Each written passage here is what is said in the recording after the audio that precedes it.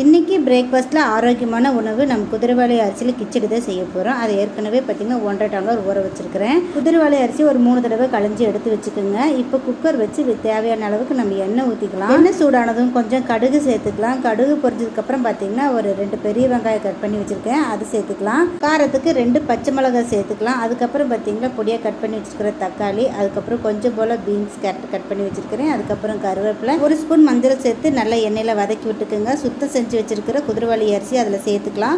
1.5 tumbler குதிரைவாலி அரிசிக்கு 3 tumbler தண்ணி ஊற்றிருக்கிறேன்.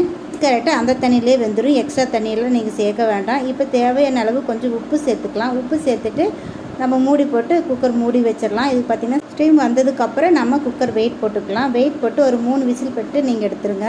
குதிரைவாலி கிச்சடிக்கு இன்றைக்கி நான் தேங்காய் சட்னி தான் செஞ்சுருந்தேன். இன்றைக்கி பிரேக்ஃபாஸ்ட் குதிரைவாலி அரிசி கிச்சடியும் தேங்காய் சட்னி வச்சு நாங்கள் சாப்பிட்டாச்சு. நீங்களும் ட்ரை பண்ணி பார்த்து எப்படி இருக்குதுன்னு கமெண்ட்டில் சொல்லுங்கள்.